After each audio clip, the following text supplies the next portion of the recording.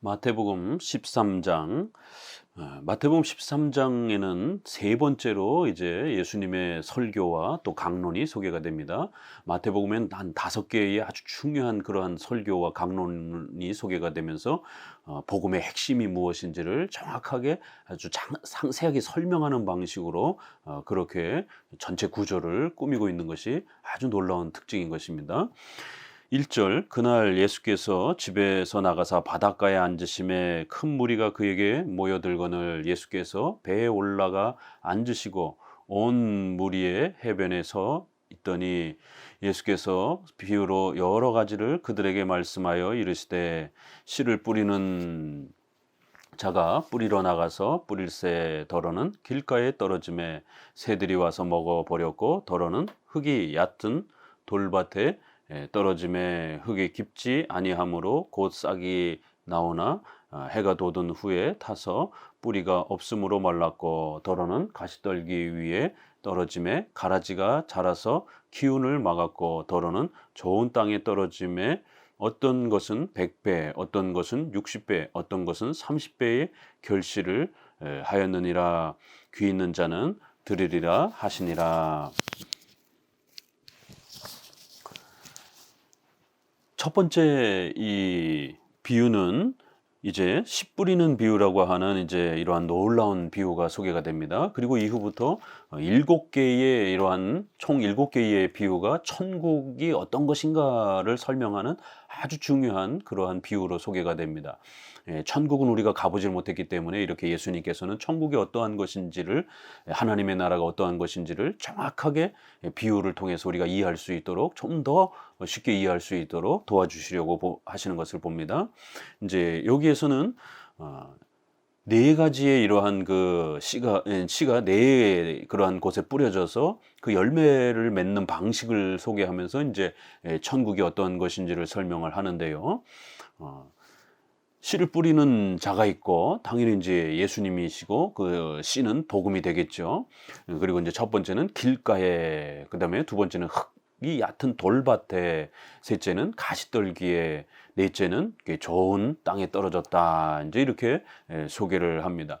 이제 많은 복음주의권 내에서는 결국 이 씨 뿌리는 비유를 설명하면서 결국 인간이 어떻게 회개하고 믿을 것인가, 이런 그 인간의 회개와 믿음에다가 모든 초점을 맞추고 설교를 하다 보니까 결국 알미니안주의의 이러한 신학 구조는 모든 이 성경 전체를, 우리 신앙의 전체 구조를 인간의 회개와 믿음, 인간이 결단하고 인간이 믿어야 되는 이러한 인간의 노력과 공로를 강조하는 성격으로서 그렇게 회개와 믿음에다가 모든 것을 초점을 맞추고 중심을 맞추고 설명을 하다 보니까 결국 공로주의가 되는 것입니다.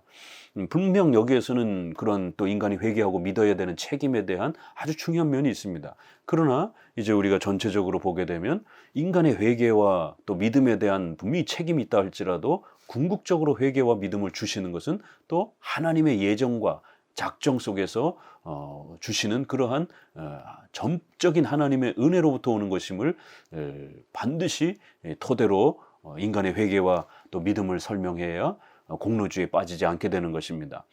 이제 뒷부분에 본격적으로 설명하기에 앞서서 10절에서 바로 이런 구원의 궁극적 원인은 오직 하나님의 예정, 또 그다음에 예수 그리스도의 공로를 통한 성령 하나님의 불강력적 은혜를 통해서 이렇게 이루어지는 하나님의 주권과 권능을 통해서 회개와 선물과 구원 전체가 펼쳐져 가는 것이다라는 것을 아주 강력하게 다시 한번 구축하고, 그 토대 위에서 인간의 회개와 또 믿음에 대한 그러한 결심을 또 촉구하는 것을 볼 수가 있습니다. 10절, 제자들이 예수께 나와 이르되 어찌하여 그들에게 비유로 말씀하시나이까?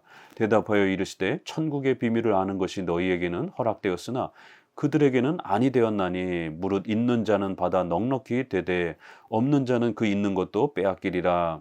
그러므로 내가 그들에게 비유로 말하는 것은 그들이 보아도 보지 못하며 들어도 듣지 못하며 깨닫지 못하느니라. 이사야 예언이 그들에게 이루어졌으니 일렀으되 너희가 듣기는 들어도 깨닫지 못할 것이요 보기는 보아도 알지 못하리라.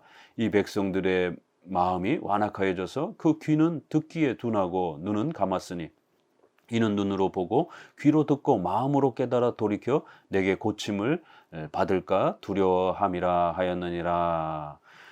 그러나 너희 눈은 봄으로 너희 귀는 들음으로 복이 있도다. 내가 진실로 너희에게 이르노니 너희 많은 선지자와 의인이 너희가 보는 것을 보고자 하여도 보지 못하였고 너희가 듣는 것을 듣고자 하여도 듣지 못하였느니라. 자, 17절까지를 먼저 이 씨 뿌리는 비유회가 어떤 것인지를 이제 본격적으로 설명하기에 앞서서 이 씨 뿌리는 비유는 분명히 복음이 전파되어지고 그 복음을 받아들였을 때에 천국 백성이 되어질 수 있는 이러한 소중한 구원의 원리를 가르치고 있는 건 분명합니다.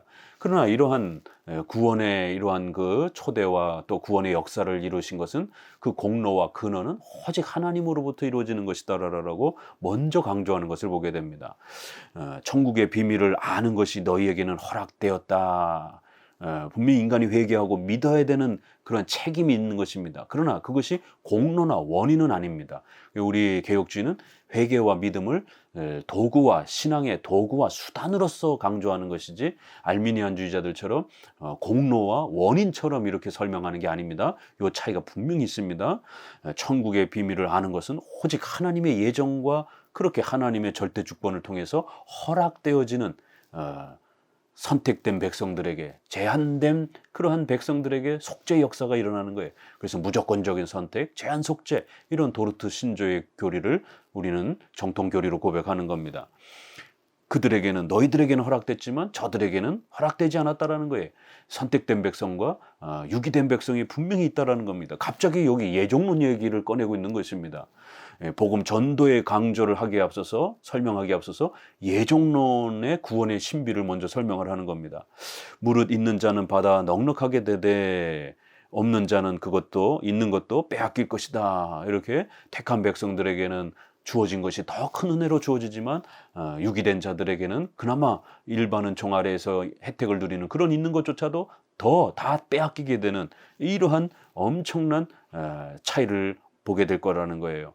이게 다 예종론과 관련된, 선택과 유기와 관련된 설명을 합니다. 여기 어떤 인간이 뭔가 어떤 행동을 하기 전에 지금 그런 결과가 벌어질 거다라고 결론을 먼저 얘기하는 겁니다. 왜 어떤 사람은 빼앗기고 어떤 사람은 더 갔습니까? 아무 설명도 없어요. 원래 초청되었던 자는 더 많이 받고 잃어버린 자들은 더 빼앗기게 될 것이다. 이렇게 설명을 합니다. 결국 이제 이렇게 말하면서 이렇게 된 이유는 그들은 보아도 보지 못하고 또 들어도 듣지 못하는 이러한 놀라운 또 구원의 역사가 있다라는 겁니다. 보아도 보지를 못하고 깨닫지 못하는 것입니다. 가려져 있기 때문에 그런 것입니다. 이렇게 구원의 역사란 하나님의 절대 주권 아래에서 선택과 예정으로 허락하신 백성들에게 복음이 열리고 깨달아지고 이해되어지는 것이에요. 그러나 우리 자신이 또 누군가가 예정됐는지 안 됐는지는 또 우리는 모르는 것입니다. 그렇기 때문에 열심히 복음을 들었을 때 회개하면 되는 것입니다. 예정을 핑계대고 나 아직 못 깨닫겠습니다. 안 나갈랍니다. 이렇게 말하면 안 되는 것입니다. 그래서 이제 뒷구절에 보게 되면 이사야의 이 말씀을 마태복음은 또 다시 한번 인간의 불신앙에 대한 복음을 받아들이지 않은 인간의 책임으로 이렇게 또 아주 절묘하게 설명해 내는 것입니다. 이 백성이 마음이 완악하여져서 15절에 결국 복음이 전파되었음에도 불구하고 그 복음을 받아들이지 않은 것은 분명히 하나님의 예정과 선택의 역사가 있지만 누가 선택됐는지 누가 선택되지 않았는지 유기됐는지는 알 수가 없는 겁니다. 우리 편에서는 그걸 핑계로 대고 하나님께로 안 나온다라면 하나님 앞에 엄중한 책망을 받을 것이다라는 거예요. 이 백성들이 마음이 완악해서, 자기들의 마음이 완악해서 복음을 거부한 것이지 예정 때문이라 이렇게 핑계댈 수 없다라는 것이에요. 결국 그 귀는 듣기에 둔하고 눈이 감았으니 결국 불신앙을 가진 자들이 스스로 눈을 감고 스스로 귀를 닫은 것처럼 이렇게 또 설명을 합니다. 앞부분에서는 하나님이 귀를 닫아버리고 눈을 닫은 것처럼 이렇게 설명하는데 뒷부분에서는 그 같은 구절의 표현법이 인간이 스스로 눈을 닫아버리고 복음에 외면해버리는 인간의 불신앙의 이런 모습으로 그렇게 책망을 하는 것입니다. 요 같은 구절이 이제 마가복음에서는 하나님께서 그렇게 예정하신 것에 대한 표현으로 훨씬 더 세게 좀 더 하나님의 주권과 예정을 강조하는 표현으로 썼는데, 또 마태복음에서는 예정에 대한 표현도 쓰면서도 인간의 불신앙에 대한 책임도 아주 상당히 세게 강조하면서 불신자들, 바로 이 백성들 스스로가 마음이 완악해져서 그들 스스로가 안 들으려고 했고 복음을 거부한 것이다. 그 때문에 결국 하나님 앞에 엄중한 벌을 받을 것이다라는 거예요. 이 복음이란 결국 제자들에게 이제 신약에 본격적으로 펼쳐진 이 복음은 구약의 많은 선지자들이 예언했던 것인데 그 구약의 선지자들은 직접 보지도 못했던 것이다라는 거예요. 미래에 예수님이 오실 것을 예언했기 때문에 그렇죠. 그래서 지금 제자들은 그 예수님을 보고 바라보고 있기 때문에, 또 예수님이 십자가에 죽으시고 구원이 성취된 이후에 우리는 훨씬 더 명확한 것을 보고 있기 때문에 우리는 훨씬 더 큰 복을 누리는 것이다 라고 이렇게 또 신구약의 차이를 소개를 합니다. 선지자와 의인이 바로 그 예수님이 십자가에 죽으시고 부활하시는 이 영광스러운 복음의 성취를 직접 보고 싶어 했지만은 아직 그런 시대가 신약 시대가 아니었기 때문에 보고 싶어도 보지 못했고 그렇게 듣고자 하여도 듣지 못했다라는 것이에요. 그러나 이제 예수님이 십자가에 못 박으시고 부활하시고 난 이후에 사는 그 백성들은, 우리들은 이제 훨씬 더 큰 복음의 이러한 기회를 가지고 있는 거고 또 전도의 기회를 가지고 있는 것인데, 그럼에도 불구하고 예수님을 영접하지 않고 전도에 이렇게 또 회개의 책임을 갖고 나오지 않는다라면 그건 순순히 우리의 불신앙의 책임이라는 것입니다. 자, 그러면서 이제 본격적으로 복음 전도의 이러한 책임을 18절부터 소개합니다. 그런즉 씨 뿌리는 비유를 들으라. 아무나 천국 말씀을 듣고 깨닫지 못할 때 악한 자가 와서 그 마음에 뿌려진 것을 빼앗나니 이는 곧 길가에 뿌려진 자요. 그래서 첫 번째는 말씀을 듣긴 들었는데, 같은 설교하는 장소에서 어떤 사람은 말씀을 듣지만 전혀 말씀을 못 알아듣는 것이, 말씀을 듣자마자 사탄이 그 모든 내용을 빼앗아 간다라는 것이, 이렇게 말씀이 마음에 자리 잡기도 전에 그 모든 것들이 사라져 버린다라는 것이, 마치 길가에 뿌려진 것을 새가 날아와서 그 뿌려진 것을 먹어쳐 버리면 아무것도 남지 않는 것처럼 이렇게 길가에 뿌려진 자. 두 번째는 돌밭에 뿌려졌다는 것은 말씀을 듣고 즉시 기쁨으로 받되 그 속에 뿌리가 없어 잠시 견디다가 말씀으로 말미암아 환난이나 박해가 일어날 때 곧 넘어지는 자요. 두 번째는 말씀을 듣기는 듣지만 결국 말씀으로 말미암아 우리가 말씀을 따라 살려고 신앙을 가지려고 또 십계명을 지키려고 애를 쓰다 보면 환난과 핍박을 받는데 그게 너무 힘들어서 이런 거라면 나 교회 못 다니겠다 이러면서 결국 불신앙으로 돌아가 버리는 것이에요. 이렇게 말씀을 듣고 잠깐은 반응하지만 결국 그 말씀으로 인해서 우리가 희생해야 되는 이런 모든 부분들을 달가워하지 않는 이러한 자들이 있다라는 거예요. 이런 건 다 임시적 신앙인 것이죠. 세 번째는 22절 가시떨기에 뿌려졌다는 것은 말씀을 들으나 세상의 염려와 재물의 유혹에 말씀이 막혀 결실하지 못하는 자요. 세 번째는 가시떨기, 가시나무 속에 씨가 뿌려져 가지고 싹이 나야 되는데 이 가시나무 때문에 제대로 자라지 못하고 죽어버리는, 그래서 말씀을 듣긴 듣는데 의식주와 관련된 이러한 우리의 생활 염려 때문에 결국 교회 생활을 못하는, 신앙생활을 유지해가지 못하는 이러한 자들도 있다라는 거예요. 이것도 또 참된 신앙이 아니라는 것입니다. 네 번째 23절 좋은 땅에 뿌려졌다는 것은 말씀을 듣고 깨닫는 자니 결실하여 어떤 것은 100배로 어떤 것은 60배 어떤 것은 30배가 되느니라 하시더라. 이러면서 바른 그러한 신앙이란 이렇게 말씀을 듣고 그 말씀을 잘 깨닫고 그 말씀이 그의 심령과 삶 전체에 그렇게 녹아들어가면서 그 말씀을 신뢰하고 사랑하면서 그 말씀을 고백하고 그 말씀대로 또 살려고 애를 쓰고 몸부림치는, 이렇게 말씀이 열매 맺는 그러한 신앙, 그게 진짜 신앙이다라고 이렇게 소개를 합니다. 그래서 여기에서는 각 땅이 반응해서 열매를 맺어야 되는 회개와 복음에 대한 그 복음을 믿어야 되는 그 땅들의 책임도 있습니다. 인간의 책임도 분명히 있는 것이에요. 그래서 회개하지 아니하고 믿지 않는 인간의 불신앙에 대한 책망을 분명히 하면서도 기독교의 본질, 천국의 본질은 뭐라고요? 신비 체험이나 무슨 기복주의나 정치를 사회 정의를 만드는 게 아니라는 겁니다. 말씀이 뿌려져서 그 말씀을 듣고 이해하고 깨닫고 그 말씀을 사랑하고 그 말씀에서 가르치시는 소개하는 그 예수님을 믿고 의지하는 것, 이게 성경신앙, 바로 이게 천국의 본질이라는 겁니다. 하나님의 나라에 들어갈 수 있는 가장 유일한 방법이라는 겁니다. 성경신앙을 이 씨 뿌리는 비유에서 가르치고 있는 것입니다. 그러면서도 그 하나님의 말씀이 전파되어졌을 때 반드시 회개하고 믿어야 된다라고 하는 또 회개의 책임도 더불어서 소개하는 것입니다. 말씀을 듣고 말씀을 사랑하고 말씀을 믿는 것, 이것이 성경신앙, 이것이 바로 천국의 본질이요 기독교의 본질이라는 것을 꼭 기억하셔야 됩니다. 24절에서는 또 다른 비유가 소개가 되는데요. 예수께서 그들 앞에 또 비유를 들어 이르시되 천국은 좋은 씨를 제 밭에 뿌린 사람과 같으니 사람들이 잘 때 그 원수가 와서 곡식 가운데 가라지를 덧뿌리고 갔더니 싹이 나고 결실할 때 가라지도 보이거늘 집주인의 종들이 와서 말하되 주여 밭에 좋은 씨를 뿌리지 아니하였나이까? 그런데 가라지가 어디서 생겼나이까? 주인이 이르되 원수가 이렇게 하였구나. 종들이 말하되 그러면 우리가 가서 이것을 뽑기를 원하나이까? 주인이 이르되 가만두어라. 가라지를 뽑다가 곡식까지 뽑을까 염려하노라. 둘 다 추수 때까지 함께 자라게 두라. 추수 때에 내가 추수꾼들에게 말하기를 가라지는 먼저 거두어 불사르게 단으로 묶고 곡식은 모아 내 곡간에 넣으라 하리라. 두 번째 비유는 가라지 비유라고 이렇게 통상 소개를 하는데요. 좋은 이렇게 또 씨가 자라고 있는데 거기에 가라지, 나쁜 그러한 이러한 풀들이 자라는 것입니다. 이 사탄이 그렇게 이단이라든가 이런 악한 그러한 교리들을, 악한 목사들을 그렇게 교회를 또 교회 가운데다가 이렇게 퍼뜨려 놔가지고 많은 사람들이 또 오해하게 되고 신앙을 곡해하게 되는 이런 교회 역사들을 우리는 보게 됩니다. 그래서 두 번째 비유는 교회론과 관련된 설명이기도 하고 또 종말론과 관련된 설명이기도 합니다.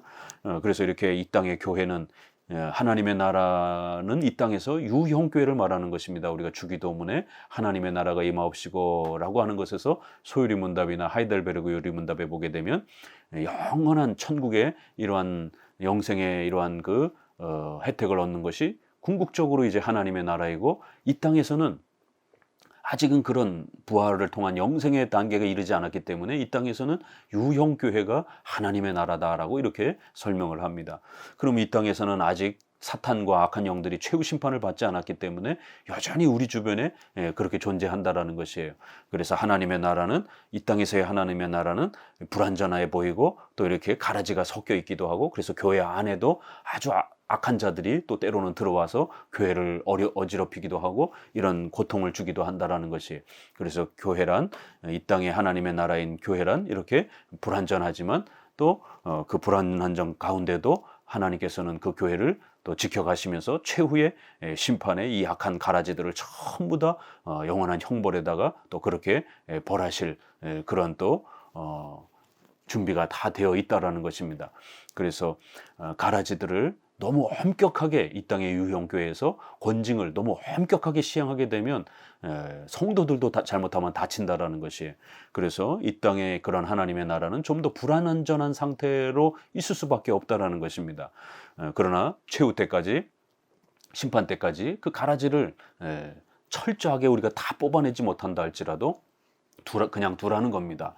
이것이 이제 어거스틴과 도나티스파가 싸울 때 도나티스파는 아주 엄격주의, 순수한 이러한 성도들을 중심으로 해서 순결한 사람들 중심으로 교회를 구성하려고 했을 때 어거스틴은 이 세상에서 그렇게 완벽한 교회는 없다 이러면서 교회 안에도 이리가 있고 교회 바깥에도 성도가 있다라고 하는 그 유명한 말로 이 순혈주의자, 순결주의자들, 성결한 주의자들을 꿈꾸는 이러한 도나티스파들을 이단으로 정죄했습니다. 제세례파가 종교개혁 시대 때는 그랬고요. 또 결국 감리교, 성결교, 교단 이름도 성결교잖아요. 그리고 또 회중파 청교도 계열 이렇게 아주 엄격하게 교회의 구성원들을 아주 순결한 사람들만 완벽한 이러한 성결한 사람들을 중심으로 교인을 구성하려고 했던, 그래서 이 땅에 완벽한 순수한 교회를 구축하려고 했던 그런 이상을 꿈꿨던 그런 극단적 그런 교회를 가지고 있었던 이런 사람들은 좀 더 세게 나가면 이단으로 정죄되었고, 또 그렇지 않은 분파들은 아주 상당히 엄격주의, 이러한 극단주의를 또 이단은 아닐지라도 또 그런 비판을 받기도 했습니다. 그래서 여기선 교회론의 본질을 소개하면서 어거스틴과 칼빈과 웨스트민스터가 소개하는 대로 덜 순수한 교회가 있고 더 순수한 교회가 있다라는 거예요. 그래서 이 땅의 교회는 완벽하지 않다라는 것. 물론 분명히 권징을 행해야 됩니다. 또 같은 마태복음 18장에도 보게 되면 천국 열쇠 치리권이라고 하는, 교회 내 악한 자들을 치리하라라고 하는, 이런 책망하라라고 하는 그런 엄중한 명령이 있습니다. 그러나 이제 여기서 말하는 건 교회의 본질론. 그래서 너무 엄격하게 완벽하게 그 가라지들, 잘못된 가짜 신자들을 뽑아내려고 너무 엄격하게 권징을 시행하다가는 신자들까지도 마치 불신자인 것처럼 내쳐버리게 되는 이런 일이 벌어질 수 있다는 거예요. 그래서 이 땅의 교회는 비록 불완전하고 부족하지만 그럼에도 불구하고 우리가 또 교회 순교를 부지런히 유지해 가는 것입니다. 그러나 완벽하게는 할 수는 없다라는 거예요. 목회자나 장로가 완벽하게 신자인지 아닌지 우리가 구별해낼 수도 없는 것이고, 최소한의 신앙 고백적 질서만 가지고 있으면 신자로 받아들이는 거고, 또 최소한의 신앙적 규범을 지키고 있으면 신자로서 유지시켜 주는 겁니다. 아주 악독한 그런 죄를 범한다라면 당연히 우리가 치리를 해서 또 출교를 해야 되지만, 그렇지 않은 경우에는 너무 엄격한 교회로 그렇게 교회를 구성하려고 하면 안 된다라는 겁니다. 이게 장로교회의 권징론, 교회 치리론에 해당되기도 합니다.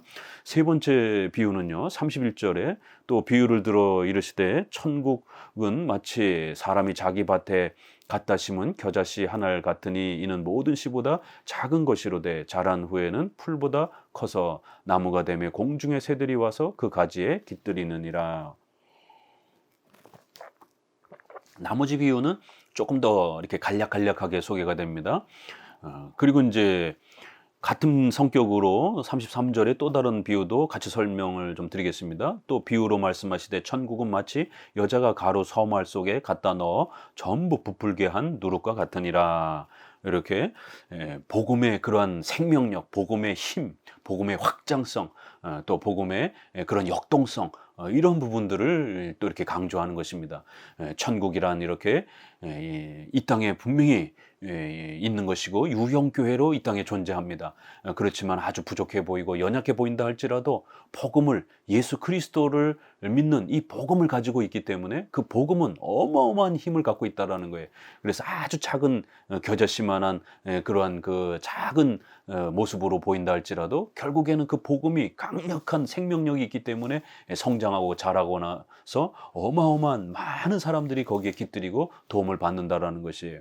또 이렇게 빵을 만들 때 빵을 부풀게 하는, 빵이 처음에 효소가 없을 때는 납작하지만 효소를 누룩을 넣어가지고 부풀리면 어마어마하게 커지는 것처럼 복음은 우리 눈에 보잘것없이 연약해 보여도 그 복음을 가지고 우리가 유형교회를 세워가기 시작하게 되면 그 복음은 어마어마한 힘, 사람을 살리는, 영혼을 살리는 힘이 있기 때문에 이렇게 빵이 부풀게 해서 거대한 영향력을 끼치는 것처럼 이렇게 누룩이나 겨자씨, 작지만 크게 영향을 끼치는 것, 또 누룩도 조그맣지만 엄청나게 영향을 끼치는 이 비유를 통해서 복음은 굉장히 미약해 보이고 연약해 보여도 복음은 바로 살아있는, 바로 예수 그리스도를 믿는 바로 복음이기 때문에 예수 그리스도를 믿기만 하고 주님께로 나오기만 한다라면 그 영혼이 살아나고 또 교회가 강력하게 세상에 영향을 끼칠 수 있는 이런 어마어마한 힘과 생명력, 역동성, 또 발전성, 확장성을 가지고 있다라고 이렇게 또 복음의 그 어마어마한 능력을 또 하나님의 나라의 성격으로 소개를 합니다. 그래서 하나님의 나라는 이러한 신비 체험이나 무슨 사회적이나 정치나 이런 게 아니라 예수 그리스도를 믿는 이러한 복음이라는 거예요. 그래서 그 복음은 굉장히 연약해 보이고 보잘것없어 보이지만 그건 사람을 살리고 또 그 사회의 부패와 악을 고칠 수 있는 그런 강력한 빛과 소금의 역할을 감당할 수 있다는 겁니다. 34절, 예수께서 이 모든 것을 무리에게 비유로 말씀하시고 비유가 아니면 아무것도 말씀하시지 아니하셨으니 이는 선지자를 통하여 말씀하신 바 내가 내 입을 열어 비유로 말하고 창세부터 감추인 것들을 드러내리라 함을 이루려 하심이니라. 이렇게 비유로 말씀하시는 이유도 벌써 이미 이사야에서 이렇게 다 또 이렇게 예언되었던 그런 내용을 또 실천해 가시는 메시아로서의 또 충분한 증거로서 또 우리에게 또 가르쳐 질 수 있다라면서 이 비유를 가지고 예수님이 왜 이렇게 설명하는지도 또 덧붙여 설명하면서 이제 또 다섯 번째 비유로 넘어갑니다. 그 전에 이제 이 가라지 비유를 추가로 설명합니다. 36절, 이에 예수께서 무리를 떠나서 집에 들어가시니 제자들이 나와 이르되 밭의 가라지의 비유를 우리에게 설명하여 주소서. 대답하여 이르시되 좋은 씨를 뿌린 이는 인자요 밭은 세상이요 좋은 씨는 천국의 아들들이요 가라지는 악한 자의 아들들이요 가라지를 뿌린 원수는 마귀요 추수 때는 세상 끝이요 추수꾼은 천사들이니 그런즉 가라지를 거두어 불에 사르르는 것 같이 세상 끝에도 그러하리라. 인자가 그 천사들을 보내리니 그들이 그 나라에서 모든 넘어지게 하는 것과 또 불법을 행하는 자들을 거두어내어 풀무불에 던져 넣으리니 거기서 울며 이를 갈게 되리라. 그때 의인들은 자기 아버지의 나라에서 해와 같이 빛나리라. 귀 있는 자는 들으라. 이러면서 이렇게 우리가 성경의 상징적이고 비유적인 해석을 할 때는 항상 조심해야 되는 게 어떤 그 일정한 울타리가 없으면 마구잡이로 그 상상을 하면서 해석할 수가 있습니다. 중세시대에 1000년 동안 교회가 타락하게 된 것은 바로 성경을 풍유적 해석, 상상적 해석, 알레고리칼한 해석이라고 표현을 합니다. 그래서 이렇게 너무 지나친 그런 풍유적 해석으로 해석하게 되면 객관성을 잃어버립니다. 모든 사람이 자기 해석이 다 맞다라고 주장하면서 상상의 나래를 펼치면서 해석을 하게 되면 누구 해석이 맞는 겁니까? 그럼 이단들도 다 자기 해석이 옳다라고 그러는 것이고요. 그래서 항상 비유와 상징을 설명할 때는 분명히 성경이 그런 걸 사용합니다. 그럴 때는 항상 성경 스스로가 해석해 줍니다. 우리가 오직 성경, 모든 성경, 이게 종교개혁의 해석의 원리입니다. 이쪽에서 비유가 어려우면 다른 성경에서 비교를 해봐야 됩니다. 모든 성경, 전체 성경 전체에서 그 비유를 성경 스스로가 어떻게 설명하고 있는가? 성경이 스스로 설명하고 있다는 겁니다. 우리가 희한한 해석을 붙여서 이상한 상상을 해서는 안 됩니다. 적어도 성경이 그 비유를 그런 식으로 해설하고 설명하고 있으면 그 정도 상상적 해석은 우리가 사용해도 되는 겁니다. 이렇게 좋은 씨를 뿌리는 이는 예수님이요 또 밭은 세상이고 씨는 바로 또 그렇게 천국의 아들들이요 가라지는 또 악한 자들이요 이러면서 원수는 마귀다 이렇게 표현하면서 이 땅에 그렇게 하나님의 나라는 유형교회로서 있는 하나님의 나라는 사탄과 악한 영들에 의해서 엄청난 공격을 받기도 하고 또 많은 혼란을 겪기도 한다라는 것이에요. 그러나 결국 하나님의 택한 백성들과 또 그렇게 불신앙으로 버림받은 자들은 엄연히 구별되어진다라고 이렇게 아주 엄중히 경고하고 있습니다.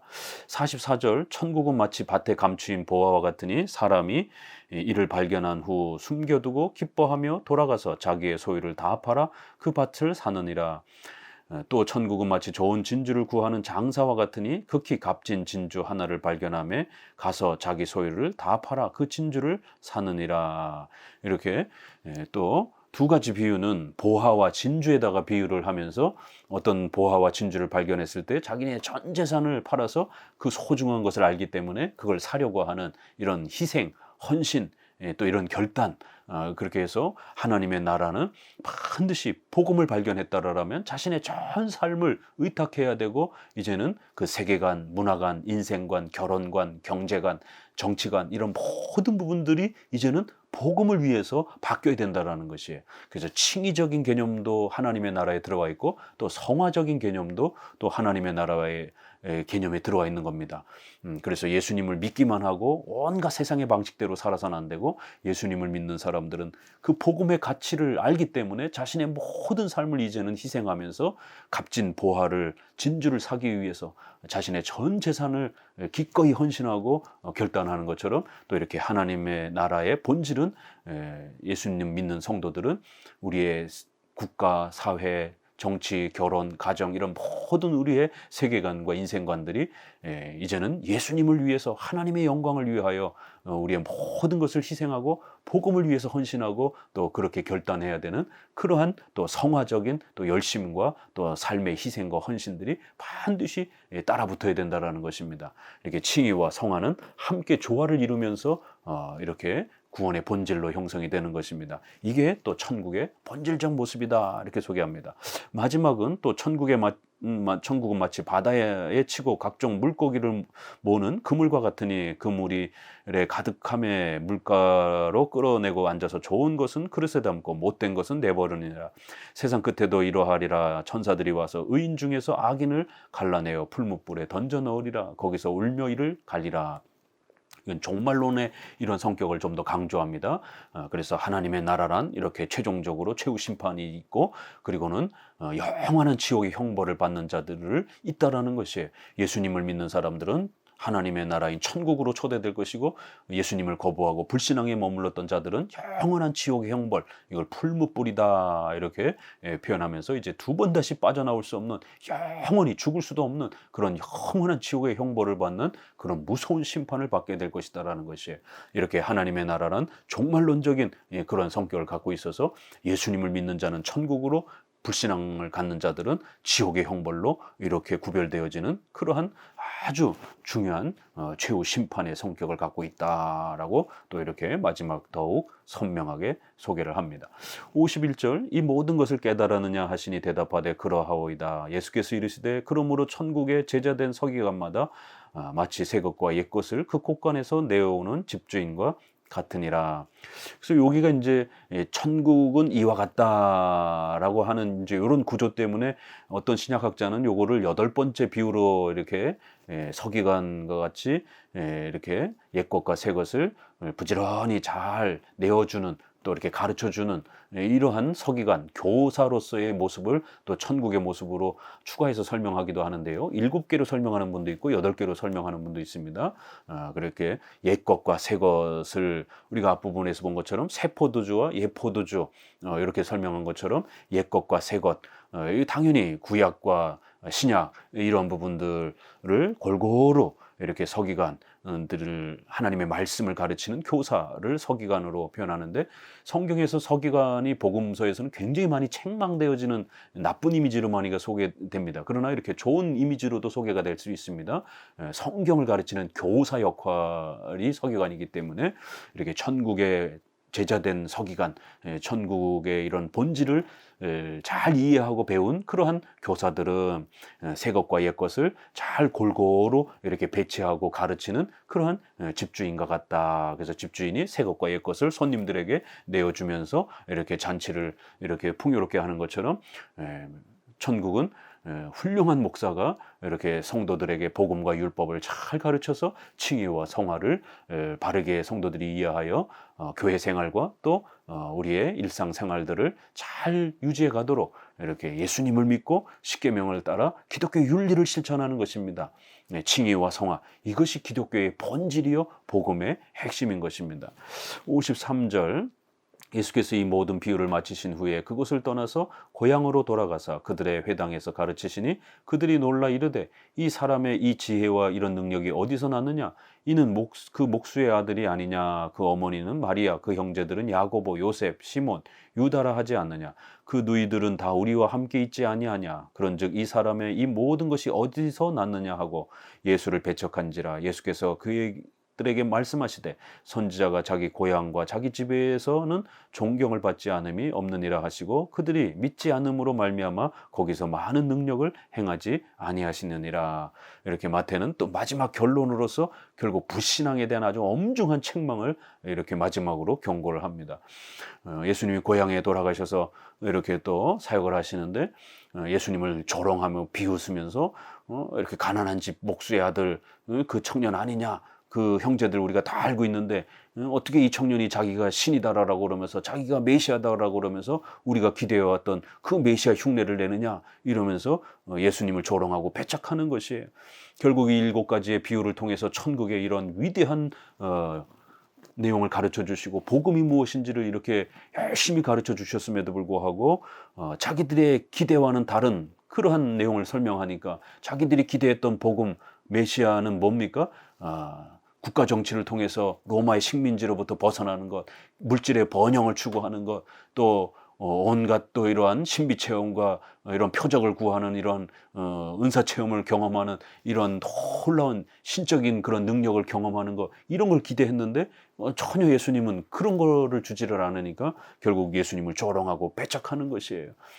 그러자 예수님이 호되게 책망하시면서 이 예수님의 고향 외에서는 얼마든지 예수님이 받아들여졌는데 오히려 더 많이 가르쳐주고 애쓴 또 이러한 지역이 예수님을 배척하는 이러한 죄에 대해서 너희들은 엄중한 하나님의 형벌을 받을 각오를 하라라고 하면서 그들이 믿지 않음으로 말미암아 오히려 능력을 행해 주지 아니하고 복음의 기회를 열어주지 않는 이러한 그들의 불신앙 때문에 결국 하나님께서는 예수님께서는 더 깊은 사역들을 중단하시는 이러한 엄중한 형벌과 책망을 또 받는 모습들을 보여주면서 불신앙의 이러한 그 결과가 어떤 일이 벌어질 것인지를 우리에게 엄히 경고하는 것입니다. 오늘 우리 시대에도 이렇게 복음을 통해서 열심히 전파를 하고 있음에도 불구하고 이상한 체험이나 사회정의, 국가정치라든가 또 기복주의, 물질 번영이나 꿈꾸면서 그런 걸 기대하면서 마치 그걸 복음인 것처럼 이렇게 추구하는